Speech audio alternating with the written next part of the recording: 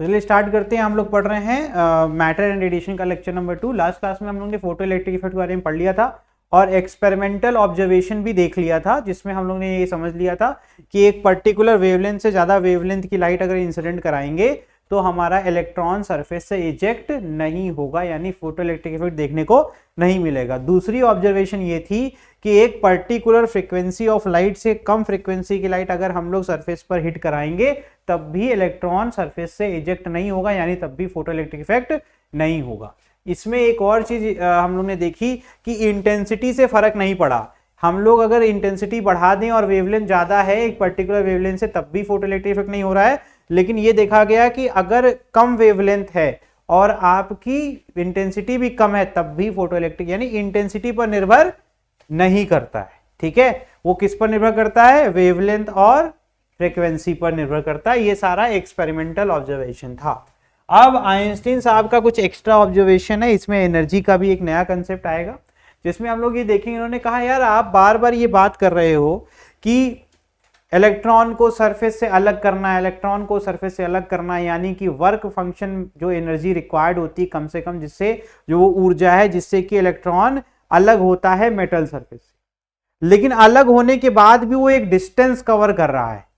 वो डिस्टेंस कौन सी है? अगर आपने पीछे एक्सपेरिमेंटल ऑब्जर्वेशन पढ़ा अच्छे से तो आपने इसको देखा होगा कि यहां पर यहां से यहां तक एक डिस्टेंस है जो कि आप एक ट्यूब के अंदर कवर कर रहे हैं, और उस ट्यूब के अंदर ये जो डिस्टेंस कवर हो रही है ये बिटवीन दीज टू प्लेट्स है, एक कैथोड हो गई और एक। तो ये डिस्टेंस कैसे कवर हो जाएगी? कौन सा ऐसा एनर्जी है जो यहां पर इसको यहां से यहां तक, जब कोई भी मोशन होता है तो वहां वर्क होता है कि नहीं होता? वर्क होता है तो एनर्जी होता है कि नहीं होता है? और मोशन करते टाइम जो एनर्जी इस्तेमाल होती है वो कौन सी एनर्जी होती है? That is kinetic energy. तो इसको ये काइनेटिक एनर्जी मिली कहां से कि इलेक्ट्रॉन यहां से चल के यहां पहुंच गया? तो उन्होंने बताया कि एक्चुअली जो आपने ये वर्क फंक्शन की बात कही वो बिल्कुल सही है कि there exist a minimum frequency below which no emission of, ये बात भी सही है कि फ्रीक्वेंसी जिसको कहते हैं थ्रेशोल्ड फ्रीक्वेंसी, इससे कम फ्रीक्वेंसी की लाइट पर तो फोटो इलेक्ट्रिक होना ही नहीं है। फिर कह रहे हैं फोटो करंट जो ऑब्जर्व किया जा रहा है, if the frequency of radiation क्या है, वो ज्यादा है थ्रेशोल्ड से। थ्रेशोल्ड फ्रीक्वेंसी, ज्यादा फ्रीक्वेंसी की लाइट जब इंसिडेंट हुई तब इन्होंने कहा, तभी मैंने पाया कि करंट ऑब्जर्व हो रहा है। और इन्होंने ये देखा कि ऐसा नहीं है कि लाइट पड़ती है उसके कुछ समय बाद हमको करंट देखने को मिलता। उन्होंने कहा जैसे ही लाइट इंसिडेंट होती है सही फ्रीक्वेंसी की, वैसे ही आपको करंट मिलना स्टार्ट हो जाता है, यानी किसी प्रकार का टाइम का गैप नहीं है। टाइम लैग उसी कहते हैं, there is no time lag. The maximum kinetic energy, अब यहीं से जो मैं बात कह रहा था कि भाई जो कैथोड से एनोड तक डिस्टेंस कवर करने के लिए जो मोशन हुआ, मोशन के लिए जो एनर्जी लगी, वो काइनेटिक एनर्जी वो आई कहां से? तो वेरी सिंपल बात, उन्होंने कहा कि यार फोटोन एनर्जी कैरी करता है। मैंने कहा, उन्होंने कहा फोटोन एनर्जी कैरी करता है, तो हमने कहा फॉर्मूला आपने सिखाया hc/λ या h न्यू। उन्होंने कहा आपने न्यू बोल दिया, न्यू मतलब फ्रीक्वेंसी। मैंने कहा कि हाँ ये न्यू तो है, कह रहे फ्रीक्वेंसी जो है वो थ्रेशोल्ड फ्रीक्वेंसी ज्यादा वाली है कम वाली है? तो मैंने कहा ज्यादा वाली है। तो उन्होंने कहा कम से कम जो एनर्जी चाहिए, कम से कम जो एनर्जी चाहिए जिससे कि इलेक्ट्रॉन अलग हो सके सरफेस से, वो है आपका न्यू नॉट फ्रीक्वेंसी के लिए, यानी h इंटू न्यू नॉट कर दूंगा तो मुझे वो एनर्जी मिल जाएगी जिस एनर्जी से इलेक्ट्रॉन अलग हो रहा है। उससे ज्यादा जितनी भी एनर्जी आपके पास है वो एनर्जी गई कहां? उन्होंने कहा कि आपने जो एनर्जी फोटोन ने जब वो फोटोन आया और आकर के टकरा दिया तो जो इलेक्ट्रॉन को अलग होने की एनर्जी चाहिए वो तो खपत हो गई, दैट इज वर्क फंक्शन। और जो बची एनर्जी थी वो इलेक्ट्रॉन को मुफ्त में मिल गई ताकि वो काइनेटिक एनर्जी में कन्वर्ट करके उसको मोशन कर सके। यानी कि जो डिफरेंस है क्या, energy supplied by the photon minus work function, जो बचा वो क्या है? काइनेटिक। समझ में आ गया? बस ये वेरी सिंपल फंडा है कि जो भी एक्सेस एनर्जी रह जाएगी वर्क फंक्शन के बाद, वो सारी की सारी एनर्जी इलेक्ट्रॉन को मुफ्त में मिल जाएगी ताकि वो कैथोड से एनोड तक वो काइनेटिक एनर्जी परफॉर्म, मतलब यूज करके मोशन परफॉर्म कर सके। समझ में आ रहा है? ये हो गया बेटा पूरा कंप्लीट, ये आइंस्टीन ऑब्जेक्शन हो गया। यहां तक किसी को डाउट हो तो बताओ। ये इन्होंने फ्रीक्वेंसी के पॉइंट ऑफ व्यू से बताया, अब वो अगला बताएंगे वेवलेंथ के पॉइंट ऑफ व्यू से। और उन्होंने कहा थ्रेशोल्ड वेवलेंथ का भी समझ लो। अब उन्होंने कहा कि फ्रीक्वेंसी का फॉर्मूला तुमने बोला था तो मैंने फ्रीक्वेंसी कंसेप्ट सिखा दिया, अब आप हमने बोल दिया नहीं, इस बार मैं बोलूंगा sc बाई लैम्डा। मैंने कहा कि जो मेरा फोटोन है वो एनर्जी कैरी करता है sc बाई लैम्डा। उन्होंने कहा तुमने लैम्डा बोल दिया फिर से। अब तुम ये बताओ, ये जो तुम्हारी वेवलेंथ ऑफ लाइट है ये थ्रेशोल्ड वेवलेंथ से कम है या ज्यादा है? क्योंकि कंडीशन जो है वो थ्रेशोल्ड वेवलेंथ से ज्यादा वेवलेंथ की लाइट होगी तो फोटो इलेक्ट्रिक नहीं होगा। तो मैंने कहा मेरा लैम्डा छोटा है, मेरा लैम्डा छोटा है यानी कम है। तो कंडीशन क्या है भैया फोटो इलेक्ट्रिक की, कि जब थ्रेशोल्ड वेवलेंथ को लैम्डा नॉट बोला, उससे ज्यादा अगर लैम्डा हो जाएगा तो नो पीईई, मतलब नो फोटो इलेक्ट्रिक इफेक्ट। लेकिन if lambda naught is greater then my lambda तो यस फोटो इलेक्ट्रिक। समझ गए? रिवीजन करा दिया। तो मेरा लैम्डा क्या था? लेस देन था। तो ये क्या लिखा हुआ देखो, when H new is greater then और इक्वल टू वर्क फंक्शन। बात सही है, ज्यादा होना चाहिए ना, तभी तो काइनेटिक एनर्जी मिलेगी। Energy of photon work function से ज्यादा होगी तभी तो एजेक्ट भी होगा और मोशन भी होगा। ठीक, ये कंडीशन है। तो मैंने न्यू को sc बाई लैम्डा से रिप्लेस कर दिया। sc by lambda is greater than equal to what? Work function. वही वाला फॉर्मूला चल रहा है। तो लैम्डा को कम होना पड़ेगा sc अपॉन वर्क फंक्शन से। यानी वेवलेंथ की कंडीशन कोई पूछेगा, कह दूंगा वेवलेंथ की वैल्यू sc बाई 5 से कम होनी चाहिए। तो ऐसे केसेस में लैम्डा हमेशा लैम्डा नॉट से कम रहेगा और हमेशा फोटो इलेक्ट्रिक इफेक्ट देखने को मिलेगा। ठीक है, आगे इसी को काइनेटिक एनर्जी के टर्म में देखो तो अब E की वैल्यू हम एच न्यू ना लिख करके sc बाई लैम्डा लिख रहे हैं। ठीक है, तो sc बाई लैम्डा माइनस 5। तो अब लैम्डा नॉट निकाल के दिखाता हूं तुम्हें। तो यही जो यहां पर हमने निकाला है ना, therefore from equation number 1, this is my equation number 1 and this is my equation number 2. तो from equation number 1 we can write lambda naught is the value जिस पर आपका threshold maximum value of wavelength निकल रही। तो बेटा ये क्या है? लेस देन और इक्वल टू। इसकी मैक्सिमम वैल्यू क्या होगी? इक्वल टू वाली। लेस देन और इक्वल टू मतलब क्या होता है? इक्वल टू बड़ा हुआ ना, तो इक्वल टू हो जाएगा तो sc बाई 5। तो कह सकते हैं थ्रेशोल्ड वेवलेंथ का फॉर्मूला है sc बाई 5। समझ में आ रहा है? 5 क्या है? Work function. क्या हुआ? आ रहा है कि नहीं? सोच लो, कोई इतनी दिक्कत नहीं, बता देंगे। आया? ठीक। तो कह रहे हैं एट थ्रेशोल्ड वेवलेंथ क्या हो जाएगी? लैम्डा बराबर लैम्डा नॉट। तो कह रहे हैं maximum kinetic energy of ejected electron will be 0। देख रहे हो, जैसे ही लैम्डा नॉट के बराबर हो जाओगे काइनेटिक एनर्जी बची नहीं, क्योंकि सारी की सारी वैल्यू क्या होगी? वर्क फंक्शन के बराबर। तो एनर्जी क्या फॉर्मूला क्या है? E माइनस वर्क फंक्शन, ये दोनों बराबर हो जाएंगे तो बचेगा क्या? कुछ बचेगा क्या? यानी इलेक्ट्रॉन तुम इजेक्ट करा लोगे लेकिन वो कहीं जाएगा? वो तो वहीं रह जाएगा ना। उसको मोशन करना है तो मोशन ऐसे ही तो खाली पेट तो मोशन होगा नहीं। अगर मोशन होगा यहां से यहां तक तो कुछ एनर्जी लगेगी ना। जब तुम कुछ एनर्जी ही नहीं दोगे तो मोशन हो सकता है क्या? तो बेटा काइनेटिक एनर्जी वो ऊर्जा होती है जिससे मोशन। जिसको नहीं समझ में आ रहा है, मैं तुम्हें सबसे सरल भाषा में आखिरी बार ये बताने की कोशिश कर रहा हूं कि हम अगर मोशन कर पा रहे हैं ना, मैं मोशन जो कर रहा हूं उसके लिए मैं एक ऊर्जा खर्च कर रहा हूं। वो ऊर्जा कौन सी है? Kinetic energy. अगर काइनेटिक एनर्जी शून्य हो गई तो मैं नहीं कर पाऊंगा मोशन। तो फोटो इलेक्ट्रिक इफेक्ट 2 चरण में होता है। पहला चरण है इलेक्ट्रॉन को सरफेस से अलग करना, दूसरा चरण है अलग होने के बाद उसको कैथोड से एनोड तक जाना है, मोशन करना है। तो इस मोशन में कुछ एनर्जी लगेगी कि नहीं लगेगी? That energy is your kinetic energy. और जब तुम थ्रेशोल्ड लैम्डा नॉट के बराबर कर दोगे, जब तुम लैम्डा को लैम्डा नॉट के बराबर कर दोगे तो यार E और फाई बराबर नहीं हो जाएंगे। और जब E और फाई बराबर हो जाएंगे तो आपकी वैल्यू क्या हो जाएगी? 0। Kinetic energy will be 0। अब मैं आखिरी बार कोशिश करूंगा तुम लोग को अलग तरीके समझाने की, कि अगर अब नहीं समझ में आया तो आएगा भी नहीं। मैं तुम लोग को समझा रहा हूं क्योंकि ये वो फॉर्मूला बताने जा रहा हूं जो तुम्हें ऑलरेडी पता है। कौन सा फॉर्मूला तुम्हें पता है? तुमको अच्छा ये बताओ, E बराबर sc बाई लैम्डा पता है कि नहीं पता है? ये फॉर्मूला पता है कि नहीं पता है? अच्छा ठीक है। अच्छा मुझे ये बताओ, E बराबर h न्यू भी पता होगा, फिर तो ये भी पता होगा। अच्छा ये बताओ तो फाई बराबर h न्यू नॉट वाला फॉर्मूला भी पता होगा। पता है कि नहीं पता है ये फॉर्मूला? है ना? ठीक है, ये भी पता है तुम्हें।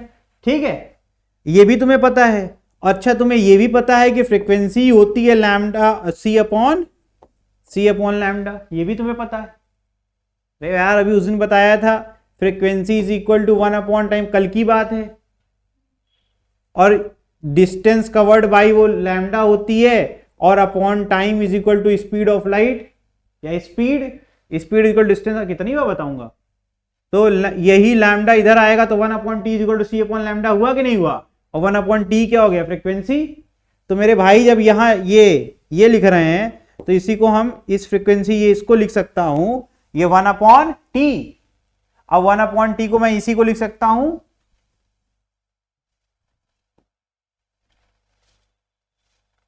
इसी को मैं लिख सकता हूं, फ्रीक्वेंसी का फॉर्मूला ये तुम्हारे सामने लिखा हुआ है c अपॉन, तो इसको लिख c अपॉन लैम्डा 1/0 नहीं लिख सकता हूं क्या। तो वर्क फंक्शन का दूसरा फॉर्मूला नहीं बन सकता है c upon lambda, sc by lambda naught है। ये कौन सा लैम्डा होगा, थ्रेशोल्ड वाला। और अगर ये दोनों बराबर हो जाएंगे तो E माइनस फाइव होता है काइनेटिक एनर्जी। अब जब दोनों बराबर हो जाएंगे भैया, जब ये दोनों बराबर हो जाएंगे तो बचेगा, कुछ बचेगा क्या। तो वही तो लिखा हुआ है यार, यहां क्या लिखा हुआ पढ़ो, कि जब लैम्डा नॉट के बराबर हो जाए, यानी मेरी वेवलेंथ लाइट की थ्रेशोल्ड वेवलेंथ के बराबर हो जाए, तो मैक्सिमम काइनेटिक एनर्जी हो जाएगी 0।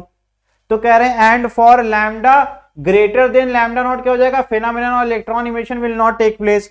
अब उसका कारण भी समझ लो, अगर मेरा लैम्डा जो है बड़ा हो जाएगा तो डिनोमिनेटर जब बढ़ता है तो पूरी वैल्यू बढ़ती है घटती है। 2 को 3 से डिवाइड करें, 2 को 4 से डिवाइड करें, कौन सा वैल्यू बढ़ा, 2/3 बढ़ा कि 2/4 बढ़ा। अरे यार क्या बात कर रहे हो भाई, मैथ से हो भाई तुम। 2/3 बढ़ा, डिनोमिनेटर बढ़ता है तो पूरी वैल्यू घटती है भाई, ठीक है। तो अगर लैम्डा मेरा बढ़ जाएगा, इस केस में देखो लैम्डा बढ़ रहा है तो मेरी पूरी वैल्यू घटेगी कि नहीं घटेगी। और काइनेटिक एनर्जी कभी निगेटिव हो सकती है। मैं कहूंगा मेरे पास -2 जूल है, एनर्जी तो पॉजिटिव क्वांटिटी होती है ना। तो यानी कि यहां तो इसका मतलब हुआ कि आपने अगर थ्रेशोल्ड से ज्यादा वेवलेंथ रख दी तो इलेक्ट्रॉन तो अलग भी नहीं होगा, आपने वर्क फंक्शन से भी कम एनर्जी दे दी। समझ में आ रहा है। तो ये वाले कंडीशंस हैं। तो ये सारा नॉलेज जो है, जो मैं बता रहा हूं, ये सारा नॉलेज नहीं होगा तो आप कोई अच्छा क्वेश्चन सॉल्व नहीं कर पाएंगे। जो मैंने आपको अंडरस्टैंडिंग बताई कि अगर कोई ऐसे पूछ दे, जैसे तो डिस्क्राइब ऐसे कह देंगे, if lambda is greater then threshold wavelength, question बता रहा हूं, बोर्ड्स में भी बता रहा हूं, है ना। तो then what will happen in photoelectric effect, explain, नहीं तो लिख देंगे जस्टिफाई योर आंसर। अब तुम कहोगे ये क्वेश्चन आउट ऑफ सिलेबस हो गया।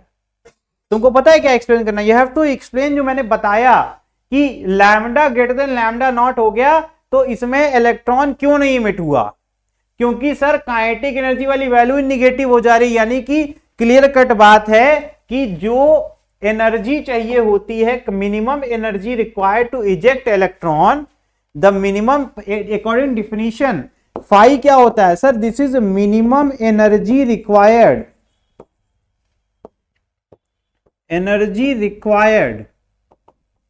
टू इजेक्ट इलेक्ट्रॉन, है ना। इससे कम अगर होगा तो इलेक्ट्रॉन अलग ही नहीं होगा। और आप कह रहे हैं कि इसका जो फॉर्मूला होता है वो होता है sc बाई लैम्डा नॉट। और अब आप जो कह रहे हैं वो सुनिए, आप कह रहे हैं आपका जो E है वो है sc बाई लैम्डा, और आप कह रहे हैं कि लैम्डा बड़ा है लैम्डा नॉट से, sc दोनों में आ रहा है। और हमें जो आंसर मिलेगा, देखिए क्लियर कट बात है, ये एनर्जी मैं दे रहा हूं इतनी चाहिए, कॉमन सेंस लगाओ, sc दोनों में है, इसको 2 मान लो, दोनों में क्या मान लो 2। अब एक चीज बताओ, लैम्डा नॉट छोटी वैल्यू है और लैम्डा बड़ी वैल्यू है, तो ये बताओ डिनोमिनेटर बड़ा एक बार लिख दो और एक बार छोटा लिख दो, किसकी वैल्यू बड़ी, तो 2/3 बढ़ा ना। यानी कि जो रिक्वायर्ड एनर्जी है वो ज्यादा है और जो एनर्जी मैं दे रहा हूं वो कम है, तो इलेक्ट्रॉन कभी निकलेगा क्या। इलेक्ट्रॉन को अलग करने के लिए जितना कम से कम एनर्जी चाहिए उससे भी कम एनर्जी मैं दे दूंगा तो निकलेगा क्या। अब इस पेपर को उठाने के लिए मुझे जितना फोर्स लगाना मैं लगाऊं ना, बस इसको मैं फोर्स लगा रहा हूं। भाई फोर्स तुम लगा रहे हो लेकिन जितना चाहिए उतना ही लगाओगे तो पेपर उठेगा क्या। तो ये सब बातें एक्सप्लेन करनी पड़ती हैं भैया, ऐसे नहीं होगा। यू हैव टू एक्सप्लेन कि ये हो कैसे रहा है। ठीक है, चलो इजीली ये फिजिक्स है, इतना नहीं बोलेंगे कि तुम लोग डिमोटिवेट हो जाओ, लेकिन इतना बेसिक भी नहीं आएगा तो बेकार है। चलो आगे बढ़ रहे हैं, उसी चीज को दोबारा बताया हुआ है, इसमें कुछ नया नहीं है तो इसको नहीं पढ़ाऊंगा। आगे देखो, थ्रेशोल्ड फ्रीक्वेंसी सेम वही वेवलेंथ वाला कंसेप्ट, अब फ्रीक्वेंसी के टर्म में मिनिमम एनर्जी रिक्वायर्ड क्या होती है, H new. H new work function से ज्यादा होगा तभी हो पाएगा। यहां पर क्या कर दिया, फ्रीक्वेंसी का फॉर्मूला बना दिया। कैसे किया, एच को डिवाइड कर दिया बोथ साइड, तो ये हो जाएगा frequency should be greater than work function upon Planck constant. ठीक है, अब आगे देखो, ये वाला फॉर्मूला पीछे पढ़ाया हुआ है, threshold wavelength is c by five. अब ध्यान से देखना इसको आगे, c upon lambda naught, c upon lambda, इसको इधर ला रहा हूं, इसको इधर फेंक रहा हूं, इसको नीचे ले आ रहा हूं, इसको यहां, इसको क्रॉस मल्टीप्लाई यहां, और h को नीचे। c upon lambda naught is equal to 5 upon h होगा कि नहीं होगा?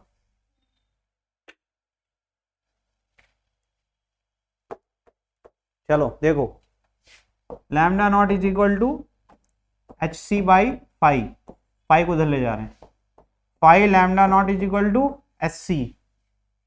ठीक है, लैम्डा नॉट इधर ले जा रहा हूं, h को इधर ले, cross multiplication, 5 upon h is equal to C by,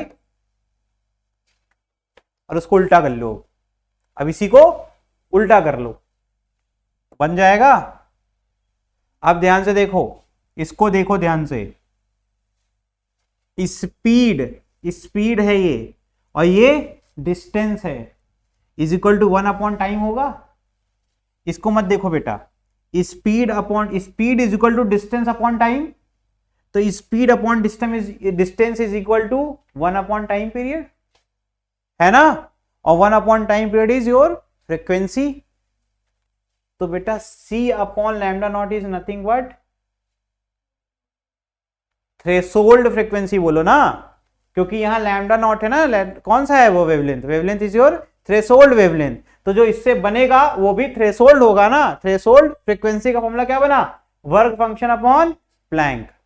यही चीज मैंने 2 बार समझाई है, ये जो फॉर्मूला ऊपर बना लिया था उसी को मैंने थ्रेशोल्ड के लिए बनाया। ठीक है, क्लियर हो गया? अब आगे समझो, यानी इसकी जो मिनिमम वैल्यू होगी, सर क्या लिखा है सर आपने, फ्रीक्वेंसी ग्रेटर देन और इक्वल टू, तो इक्वल टू मिनिमम हुआ ना, ग्रेटर मतलब बड़ा होता है ना, तो मिनिमम वैल्यू जो फ्रीक्वेंसी की वो 5 अपॉन h है, वही तो है थ्रेशोल्ड फ्रीक्वेंसी, वही तो है threshold frequency. The minimum frequency of the incident radiation below which photoelectric emission is not possible is known as, समझ में आया? ओके, इससे धीमे नहीं चल सकते बच्चों, आराम से इसको पढ़ के आया करो। अब तुम भी पीडीएफ ले लो, अगर तुम्हें पढ़ना है तो तुम इसकी पीडीएफ इन लोगों के पास है, तुम भी ले लो, रीड करके आया करो, तो तुम्हें मजा आएगा पढ़ने में। ठीक है, 5-10 मिनट या तो क्लास आने से पहले 5-10 मिनट देख लोगे, पर्याप्त है। ठीक है, चलो, therefore from equation number 1, equation number 1 कहां था, यहां था। ठीक है, क्या हो जाएगा बताओ, हमने 5 अपॉन h की वैल्यू थ्रेशोल्ड फ्रीक्वेंसी से रिप्लेस कर दी, तो हमारी कंडीशन बन गई, यानी फ्रीक्वेंसी कम से कम थ्रेशोल्ड के बराबर हो या उससे ज्यादा हो, तभी आपका फोटो इलेक्ट्रिक इफेक्ट होगा। समझ गए? ये हो गया कंप्लीट। चलो ये देखो, graph is very important, graph को समझते हैं थोड़ा सा, है ना, बहुत ही छोटा चैप्टर है ये, जल्दी खत्म हो जाएगा, और इसमें तो हम रिपीट कर दिए, नहीं तो और जल्दी खत्म हो जाता। रुको, मैं इसमें से काफी चीजें हटा देता हूं और फिर दोबारा बता दूं। देखो ये खत्म हो गई स्लाइड ऑटोमेटिकली, आज दूसरी वाली भी स्टार्ट कर दूंगा, क्वेश्चन भी करवा दूंगा। चलो देखो, we know that maximum kinetic energy of one ejected electron is given by this formula। ये बच्चे ये आ गया सबको समझ में, ये तो हम लोग 2-3-4 बार पढ़ लिए। K is equal to E minus, देखो ये लिखा हुआ है E माइनस 5, ठीक है, ताकि आप लोगों को आ जाए। ये है इक्वेशन नंबर 1। आगे देखिए, 10 इलेक्ट्रॉन विल बी इजेक्टेड अगर सिर्फ और सिर्फ जब फ्रीक्वेंसी थ्रेशोल्ड फ्रीक्वेंसी से ज्यादा हो। बार बार एक ही बात रिपीट कर रहे हैं। तो kinetic energy of the ejected electron will be negative, which is impossible, है ना। Comparing the equation 1 with the equation of straight line, अगर हम इस इक्वेशन को स्ट्रेट लाइन के इक्वेशन से कंपेयर करें तो अगर देखा जाए, यहां लिख रहा हूं जानबूझ करके, y is equal to m x plus minus c, ये फॉर्मूला होता है स्ट्रेट लाइन का, ये तो बताया है मैंने, तुम दोनों को पता है। तुम्हें आ रहा है स्ट्रेट लाइन का ग्राफ बेटा? ऐसे कभी ना आए ना, इतना डरने की कोई बात नहीं है, ऐसे कर लिया करो, ऐसे लिख लो बस, है ना, फटाफट। x की वैल्यू 0 रखोगे तो क्या आएगा, x 0 है तो y 0 हो गया, x 1 है तो y कितना हो जाएगा 2, है ना, फिर x की वैल्यू 2 है तो ये क्या हो जाएगा सीधे 4, इनको ऐसे मिला दो, देखो ये बन गई लाइन, वेरी सिंपल। ठीक, अब तुमको सिखाते हैं जादू इसका, +1 कर दो जरा, इसमें +1 करो, हर वैल्यू में 1 1 शिफ्ट हो जाएगा। एक और लाइन बना दूं, इसी के जस्ट 1 से शिफ्ट कर दूं सारा, कितना दूरी होगा यहाँ पर, ये 1, इसीलिए इसको कहते हैं इंटरसेप्ट। क्या कहते हैं, इंटरसेप्ट। और अगर यही माइनस कर दूं तो ये अगर -1 होता तो ये -1 यहाँ से जाएगा, पर तीनों लाइनें पैरेलल होंगी, तीनों लाइनें क्या होगी, पैरेलल, इसलिए कहते हैं ये शिफ्टिंग के लिए इस्तेमाल होता है। कहाँ शिफ्ट करेगा, इसे वाई इंटरसेप्ट बोला जाता है। इंटरसेप्ट का वर्ड मतलब होता है कि ऊपर शिफ्ट करो या फिर नीचे शिफ्ट करो, समझ में आ रहा है। और अगर किसी ने तुम्हें कल को ऐसे दे दिया x = 2y + c, इसका अर्थ हुआ कि अब जो लाइन है, पहले तो x = 2y वाली लाइन बनेगी, ओरिजिन से जाएगी, अब वो इधर जाएगी तो +c, और इधर जाएगी तो, इसलिए इसको x इंटरसेप्ट बोलते हैं, क्योंकि ये x एक्सिस में लाइन को आगे और पीछे करेगा, समझ गए। अब देखो इसको, यानी वर्क फंक्शन क्या है सर, इंटरसेप्ट है। क्या है, इंटरसेप्ट। ध्यान से देखना कैसा इंटरसेप्ट है, पॉजिटिव है या निगेटिव है, निगेटिव है तो लाइन ऊपर जाएगी कि नीचे जाएगी, नीचे जाएगी। कितने से जाएगी, ऐसे होता है। जब तुमने वो बेसिक पढ़ लिया तो तुम्हें ग्राफ बनाने में टाइम नहीं लगेगा। फिर क्या करना है, तो ठीक है कोई बात नहीं, पहली वैल्यू कहां से स्टार्ट होगी, h0, है ना।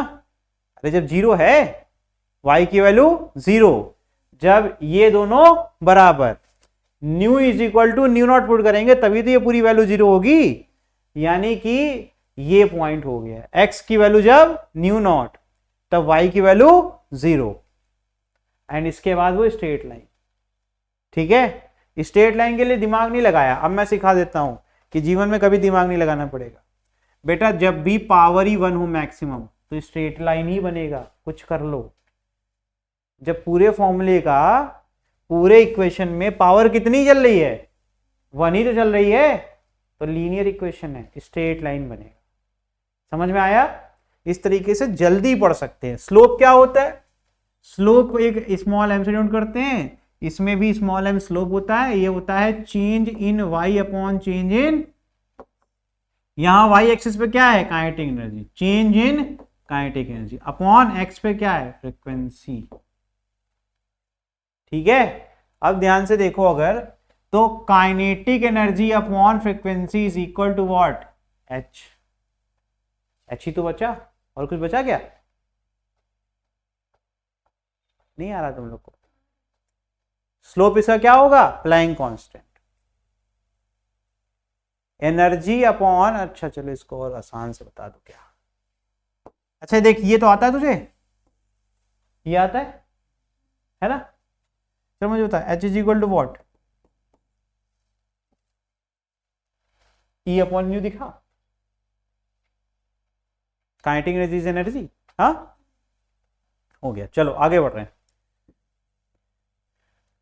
अगर हम यहाँ काइनेटिक एनर्जी और वेवलेंथ का बनाना चाहते हैं ग्राफ, तो इसका ग्राफ भी स्ट्रेट लाइन होगा लेकिन स्लोप बदल जाएगा, क्योंकि इसमें ध्यान से थोड़ा सा, क्योंकि यहाँ पर जो वर्क फंक्शन है इसमें देखो इनवर्स रिलेशन है, डिनोमिनेटर में आ गया ना।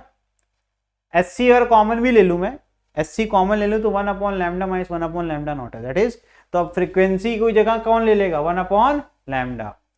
समझ में आ रहा है। तो वेरिएबल लिखना सिखाता हूं तुम लोग को, y = mx + c या -c। ठीक, अब देखो सीखो, मैच कराना सीखो। ये हो गया तेरा काइनेटिक एनर्जी, फॉर्मूला देखो क्या आएगा, SC बाहर आ गया, ठीक है, SC कोई मतलब नहीं, वो वेरिएबल नहीं हो सकता, तो ये 1/λ, यानी 1/λ किसको रिप्रेजेंट करता है, x को। और फिर यहाँ माइनस में था, यहाँ भी SC एक कांस्टेंट है, बाहर आ गया, नीचे क्या आ रहा है, ये पूरा क्या हो गया, c। तो कितने से शिफ्ट हुआ, SC/λ0, और x एक्सिस पे क्या चलेगा, 1/λ चलेगा। समझ में आ रहा, वेरिएबल ढूंढना सीखा। और स्लोप कितना होगा, बिना सॉल्व किए डायरेक्ट आंसर, कैसे, कंपेयर करके। ये क्या है, स्लोप, स्लोप क्या हो गया, SC, समझ गए। ऐसे भी हो गया। तो यहां अगर हम देखें, ये देखो वही जो मैं बता रहा हूं वही लिखा हुआ है, ठीक है, क्लियर है। तो ये आप पीपीटी बाकी रीड कर लें, मैंने बता दी। अब ये क्वेश्चन कर लीजिए फिर आगे बढ़ेंगे, बस ये क्वेश्चन कर लीजिए फिर आपका ये वाला पार्ट हो जाएगा। क्या है, when the light of frequency 2f0, f0 क्या है, थ्रेशोल्ड, देखो सिंबल बदल दिया इसने बस, f0 क्या है तेरा, थ्रेशोल्ड फ्रीक्वेंसी, थ्रेशोल्ड फ्रीक्वेंसी, ठीक है। Incident on metal plate, the maximum velocity of electron emitted is v1, velocity दिया गया है v1, ठीक है, और वेलोसिटी ऑफ इजेक्टेड इलेक्ट्रॉन, ठीक है। फिर क्या कह रहे हैं बेटा, आगे देखिए, when the frequency of incident radiation is increased to 5f0, ठीक है। तो कह रहे हैं कि जब 2f0 इनिशियल फ्रीक्वेंसी क्या है, ट्वाइस ऑफ थ्रेशोल्ड, और फाइनल क्या है 5 गुना, है ना, 2 गुना से 5 गुना कर दिया। तो कह रहे हैं the maximum velocity of electron emitted is v2, तो कह रहे हैं उस टाइम पर जो वेलोसिटी है वो क्या है, v2। तो कह रहे हैं बताओ मुझे v1 अपॉन v2 कितना होगा। समझ में आया क्वेश्चन, सॉल्व करो। चलिए ये क्वेश्चन देखिए, इसमें क्या है, ये फॉर्मूला हमें ऑलरेडी पता है, ठीक है।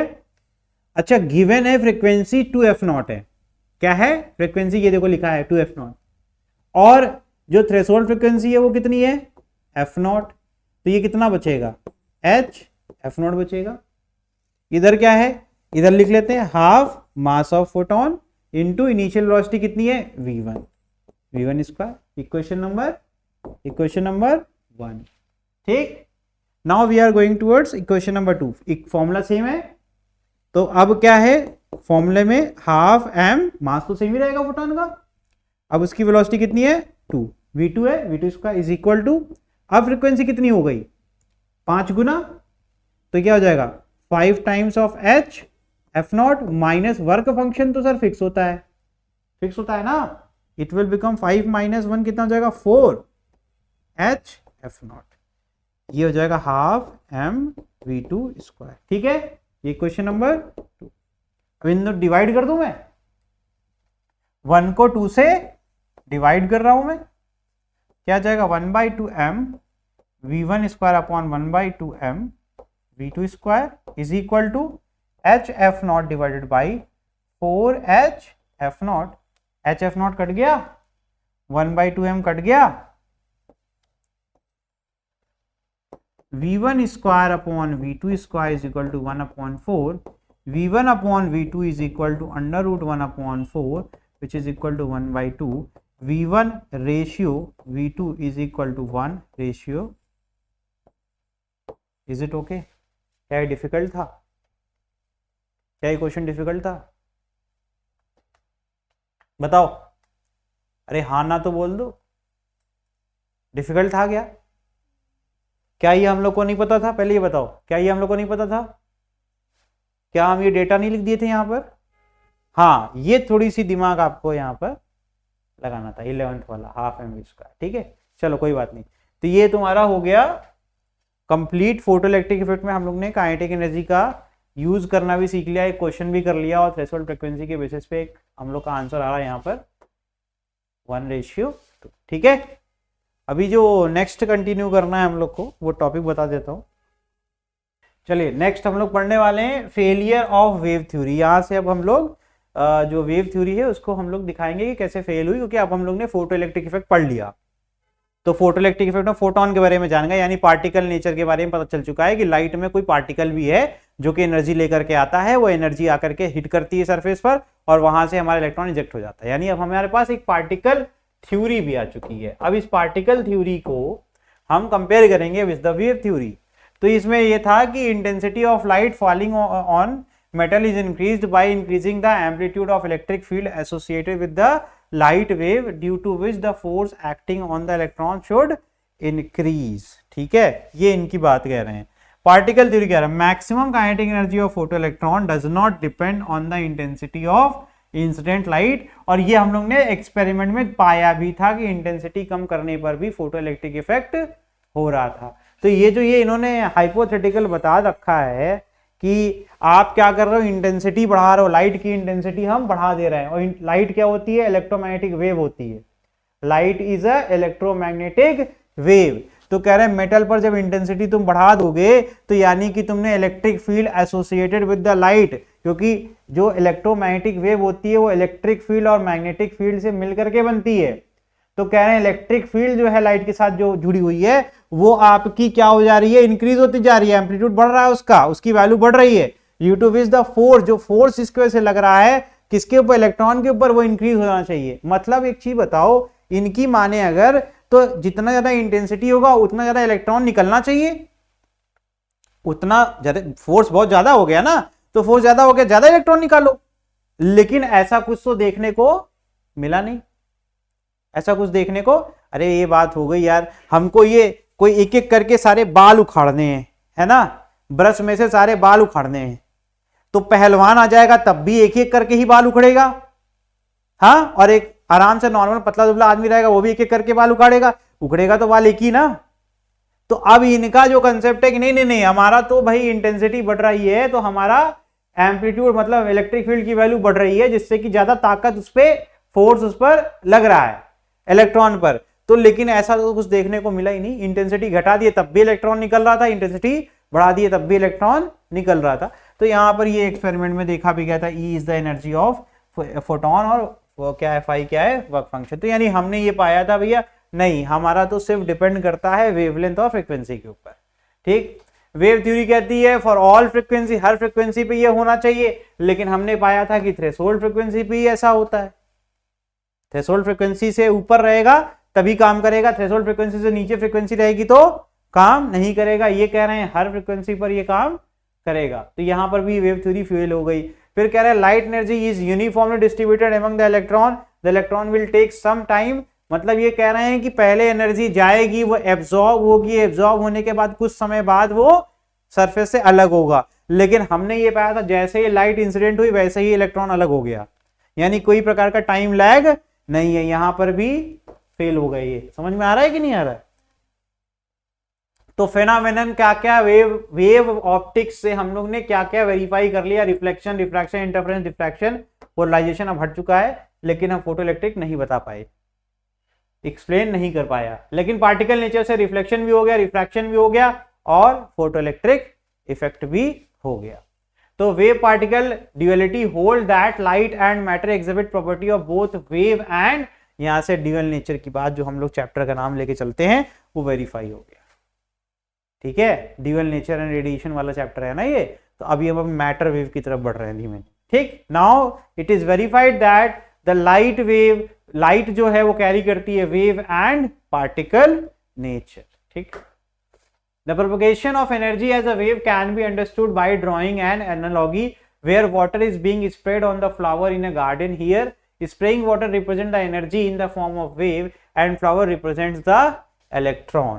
तो हम क्या कर रहे हैं, ये उसी चीज का एक कह सकते हो थ्योरेटिकल एक आगे बढ़ाया जा रहा है कि ये तुम्हारी लाइट आ रही है, पानी की बौछार, ये देखो इलेक्ट्रॉन्स हैं।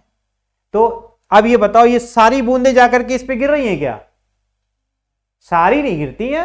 इसी प्रकार से जब लाइट इंसिडेंट होता है तो सारी की सारी लाइट जो है उसमें से जो इलेक्ट्रॉन इंटरेक्ट हो रहा है वो तो लिमिटेड फोटोन से इंटरेक्ट कर रहा है ना। तो जो वो इंटेंसिटी वाली बात ही समझ में आया, इंटेंसिटी से कोई फर्क क्यों नहीं पड़ा? इलेक्ट्रॉन तो सीमित है ना, इलेक्ट्रॉन तो लिमिटेड है ना। तुम 1000 लोगों को लेके आओ और हैं 10 ही लोग तो 10 ही मिलेंगे ना 10 को, बाकी के जो है 990 उनका कोई मतलब है? समझ में आ गया?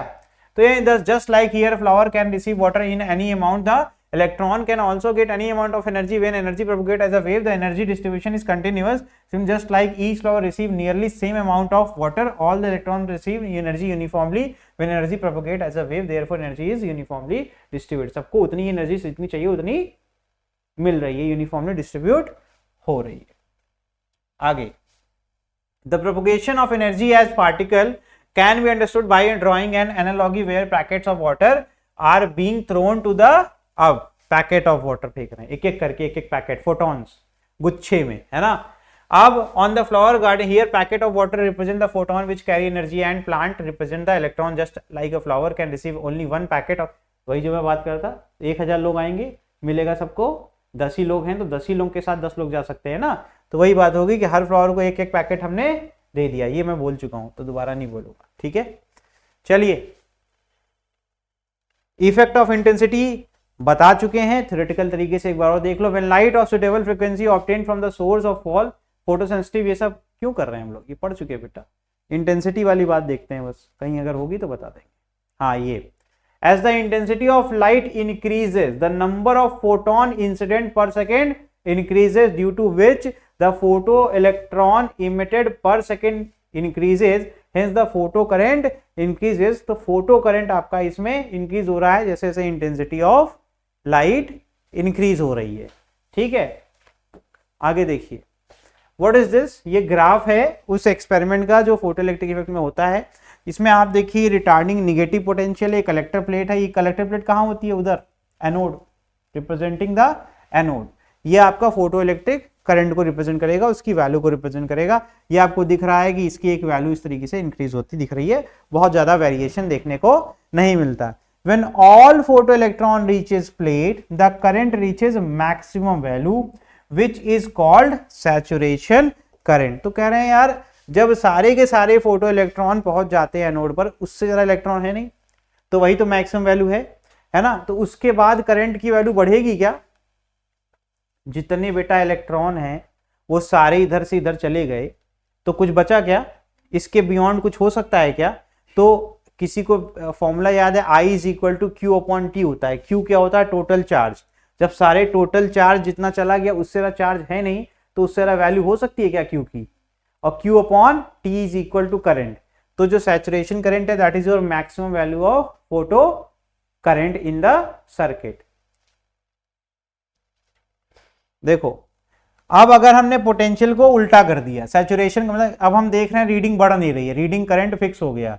अब हम क्या करते हैं, बैटरी के इस पोलैरिटी को पलट दें, इसको माइनस कर दें, इसको प्लस कर दें, तब क्या होगा, तो the emitter is now connected to the positive terminal and collector is connected to the negative terminal। मतलब अब ये क्या हो गया तुम्हारा पॉजिटिव और ये क्या हो गया negative. Electron being negatively charged are repelled by the collector plate, so as the potential increases fewer and fewer photoelectron reaches the collector plate। अब फिर से मैं इसको आसान भाषा में समझा रहा हूं, ये सारे क्या हो गए बच्चा निगेटिव। इधर से अगर कुछ इलेक्ट्रॉन निकल के आ ही रहा था तो अब उसको ये अट्रैक्ट करेगा या रिपेल करेगा, कहेगा भागो यहां से, रिपेल करेगा ना भैया। तो वही कह रहे हैं, इसलिए क्या होगा, बहुत ही मिनिमम ना के बराबर यहां पर इलेक्ट्रॉन रिसीव होंगे, तो रीडिंग यहां पर करंट की घटेगी या बढ़ेगी, रीडिंग यहां आपकी बढ़ेगी या घटेगी बताइए। ठीक है, समझ में आया जो मैं बात कर रहा हूं, रिड्यूस क्यों हो रहा है। फिर कह रहे हैं reaches the collector plate, hence the photo current keeps on देखो decreasing and at a potential equal to V naught, इसी को stopping potential कहते हैं। Even the most energetic photoelectron cannot move to the collect, इतना repulsion है कि जो सबसे ज्यादा एनर्जी कैरी करने वाला इलेक्ट्रॉन है वो भी नहीं जा पा रहा है।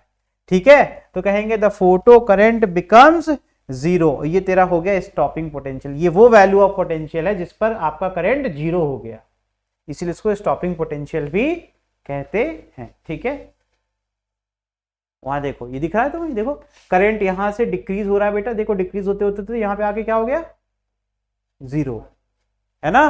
तो ये स्टॉपिंग पोटेंशियल, ये वो वैल्यू है बैटरी के पोटेंशियल की जिस पर करंट सर्किट में जीरो हो जाएगा। यानी कि एक चीज और समझ में आ गई कि अगर हमें सर्किट बंद करनी हो, अब ये जनरेट कर रहा है इलेक्ट्रिसिटी कंटिन्यूअसली, हमें बंद करना है तो हम क्या करेंगे, स्टॉपिंग पोटेंशियल लगा देंगे, तो सर्किट में करंट नहीं आएगा। ठीक है, तो यहां पे सैचुरेशन करंट इंक्रीज होता है जैसे जैसे इंटेंसिटी, यानी ये कह रहे हैं मैक्सिमम वैल्यू ऑफ करंट बढ़ सकती है जब तुम इंटेंसिटी बढ़ाओगे, और स्टॉपिंग पोटेंशियल को लेकिन कोई फर्क नहीं पड़ता, वो अभी भी उतना ही है। ठीक है, तो नंबर ऑफ फोटोन इमिटेड क्या है, वो इंटेंसिटी के डायरेक्टली प्रोपोर्शनल है। ठीक, at a given frequency of incident radiation the stopping potential independent, उसको फर्क नहीं पड़ता इंटेंसिटी से, स्टॉपिंग पोटेंशियल हर बार सेम ही रहेगा। अलग अलग इंटेंसिटी ऑफ लाइट डाली तो जिसकी इंटेंसिटी ज्यादा उसमें करंट की वैल्यू ज्यादा, मैक्सिमम करंट की वैल्यू ज्यादा। लेकिन स्टॉपिंग पोटेंशियल दोस्त सब में सेम पाया गया। चलो यहां से अपन कल करेंगे क्योंकि ये डेरिवेशन समझाना पड़ेगा, ठीक है। तो अभी यहीं रुक रहे हैं हम लोग, कल हम लोग ये वाला हिस्सा कंप्लीट करेंगे और कल कोशिश करूंगा कि रेडिएशन प्रेशर या फिर तुम लोग को मैटर वेव पढ़ा दूं, ठीक है। चलो आज के लिए इतना।